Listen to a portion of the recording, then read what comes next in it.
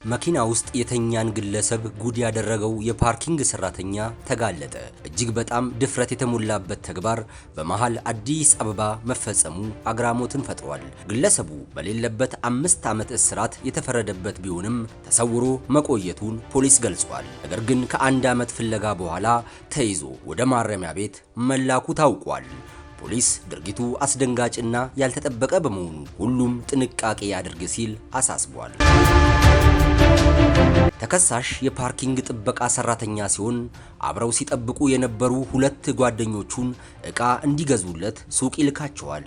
ምሽት ላይ የግል ተበዳይ አሽከርካሪያቸውን አቁመው እዚያው መኪናቸው ውስጥ በተኙበት አጋጣሚ የፓርኪንግ ሰራተኛው ወደ መኪናው ተጠግቶ አንድ ያልተጠበቀ ድርጊት በመፈጸም ከአካባቢው መሰወሩን ፖሊስ ገልጿል። የምርመራ መዝገቡን በማደራጀት ለሚመለከተው የክፍሉ አቃቢ ሕግ የላከው ፖሊስ አቃቢ ሕግም በግለሰቡ ላይ ክስ መስርቶበት ጉዳዩን ሲከታተል ቆይቷል። የፌዴራል የመጀመሪያ ደረጃ ፍርድ ቤት ንፋስ ስልክ ላፍቶ ምድብ ወንጀል ችሎት ተከሳሽ ጥፋተኛ መሆኑን አረጋግጦ በ5 ዓመት እስራት እንዲቀጣ ወስኖበታል። ተከሳሽ በሌለበት ችሎት ታይቶ ያው ተከሳሹ የ5 ዓመት እስራት እንደተፈረደበት ከዛ ተፈረደበት በኋላ በእኛ ብርቱ ፖሊሶች ብርቱ ክትትልና ቁጥጥር ተይዞ ለፌዴራል ማረሚያ ቤት አስረከብነው። ማንም ሰው ወንጀል ፈጽሞ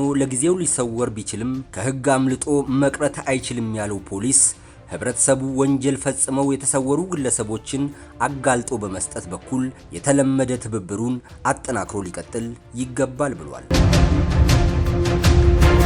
ተመልካቾቻችን ለአሁኑ ወደ እናንተ ያደረስነው መረጃችን ይህን ይመስል ነበር። አብራችሁን ስለነበራችሁ እናመሰግናለን። በየቀኑ አዳዲስ የጥንቃቄ መልእክቶች እንዲደርሷችሁ ቻናላችንን ሰብስክራይብ በማድረግ የሚዲያችን ቤተሰብ ይሁኑ። ይህ ዴይ ቱ ዴይ ኢትዮጵያ ነው።